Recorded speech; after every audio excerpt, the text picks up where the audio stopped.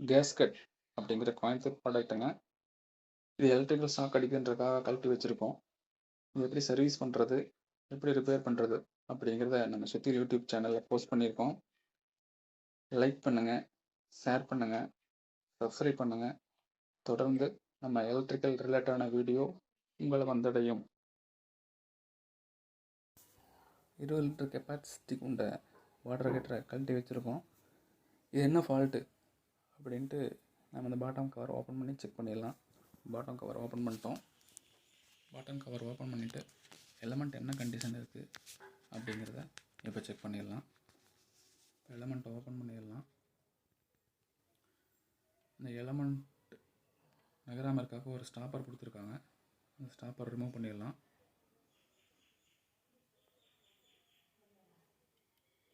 அதை ரிமூவ் பண்ணிவிட்டு அந்த வாட்டர் ஹீட்டரோட எலமெண்ட் ரிமூவ் பண்ணி என்ன கண்டிஷன் இருக்குன்னு செக் பண்ணிடலாம்.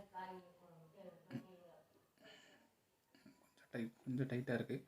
ஓகே, வந்துருச்சு. பாருங்கள், அந்த வாட்டரில் உள்ள சால்ட் எல்லாம் வந்து எலமெண்ட்டில் ஃபார்ம் ஆகி ஷார்ட் சர்க்யூட் ஆகிருக்கு. இதுதான் ப்ராப்ளம். இதை இப்போ ரீப்ளேஸ்மெண்ட் பண்ணால் சரியாயிரும்.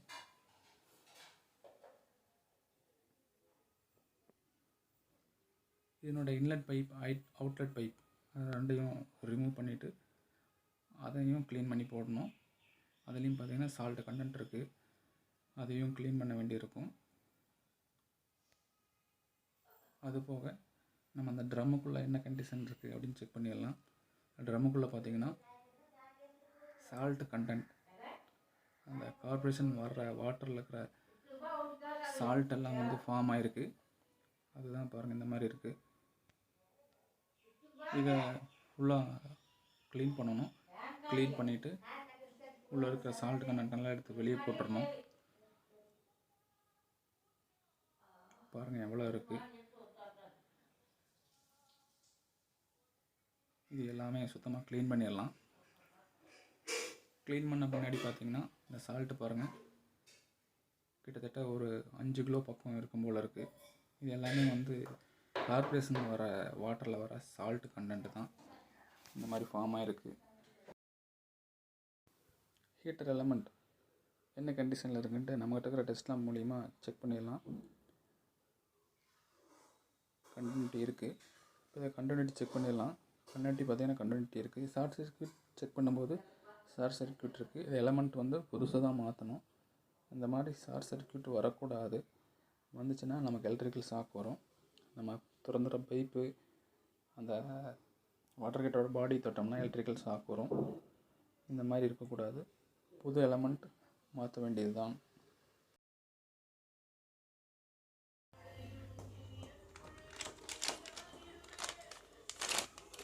புது எலமெண்ட் வாங்கிட்டு வந்துட்டோம்.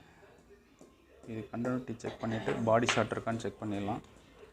இது வந்து பழைய காயில் ஏற்கனவே வந்து கண்டினியூட்டி செக் பண்ணி காமிச்சிருக்கேன். திரும்ப ஒரு டைம் செக் பண்ணி காமிச்சிட்றேன். நம்மக்கிட்ட இருக்கிற டெஸ்ட் லேம்ப் எடுத்துகிட்டு சுவிட்ச் ஆன் பண்ணிக்கலாம். ஆன் பண்ணிவிட்டு செக் பண்ணி பார்த்துடலாம். புதுசு உள்ளதுக்கு பேஸ் நியூட்ரல் கொடுத்தோம்னா கண்டினியூட்டி வருது. ஓகே. பாடி ஷாட் பார்த்திங்கன்னா பாடி ஷாட் எடுத்து செக் பண்ணோம். பாடி ஷாட் வரல. இதே பழசுக்கு செக் பண்ணோம்னா கண்டினியூட்டி இருக்குது, பாடி ஷாட் இருக்குது.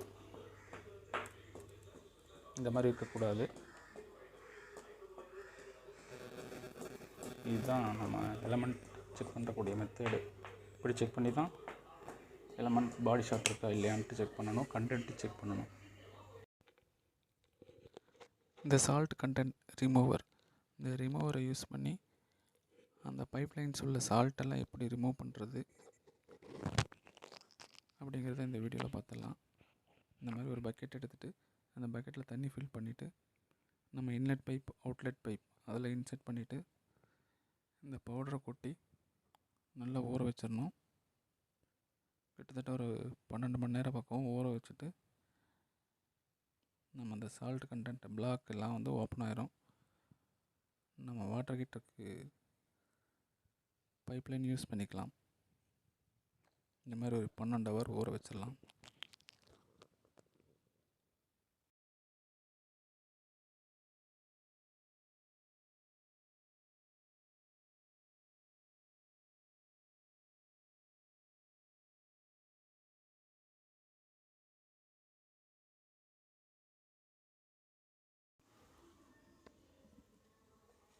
இந்த எலிமெண்ட்டுக்கு கனெக்ஷன் கொடுத்து வச்சுருக்கோம்.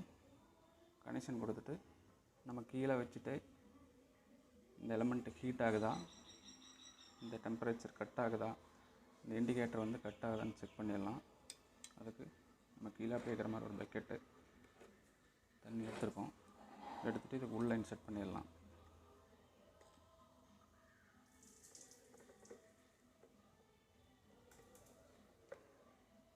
இப்படி உள்ளே இன்செர்ட் பண்ணிவிட்டு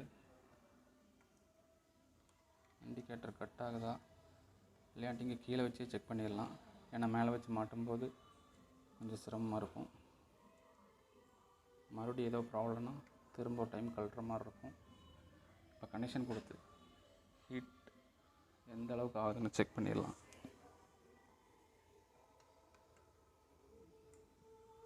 ஃபேஸை கனெக்ட் பண்ணிட்டோம்.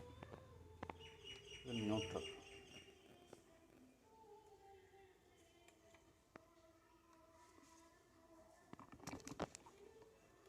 கனெக்ட் பண்ணிட்டோம்.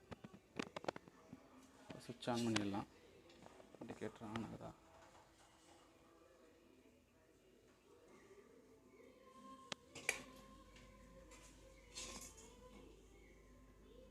ஆன் பண்ணிட்டோம்.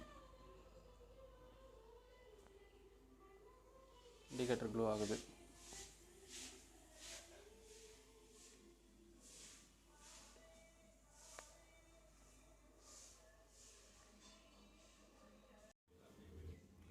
இண்டிகேட்டர் கட் ஆஃப் ஆகுதா இல்லைன்னு அட்ஜஸ்ட்மெண்ட் பண்ணி காமிச்சிட்றேன்.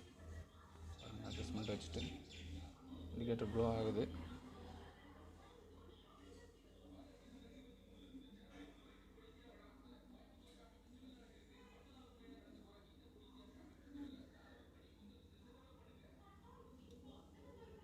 பார்த்தீங்களா, ஆன் ஆயிடுச்சு.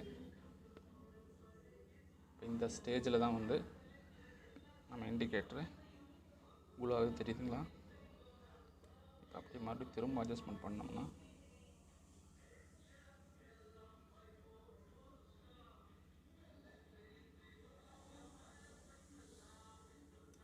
ஆஃப் ஆயிடுச்சு, கட் ஆஃப் ஆயிடுச்சு. இப்போ ஆன் ஆயிடுச்சு. இப்போ இந்த ஸ்டேஜில் தான் கட் ஆஃப் ஆகுது, தெரியுதுங்களா?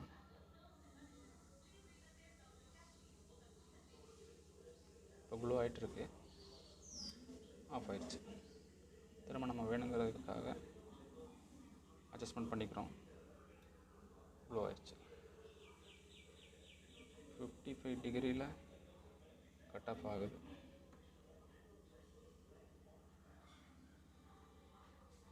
நம்ம 65 செட் பண்ணிக்கலாம்.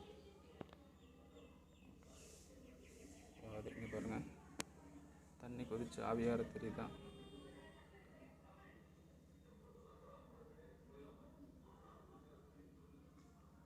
நம்ம மேலே மாட்டுறதுக்கு முன்னாடி இந்த மாதிரி கீழே வச்சு ஒரு டெஸ்டிங் போட்டு மாட்டினா நல்லது. திரும்ப ஒரு ப்ராப்ளம்ட்டோன்னா கழட்டிகிட்டு இருக்கணும். டோட்டல் யூனிட்டும் கழட்டுற மாதிரி இருக்கும். அதுக்காக தான் இந்த எக்ஸ்பெரிமெண்ட்டு.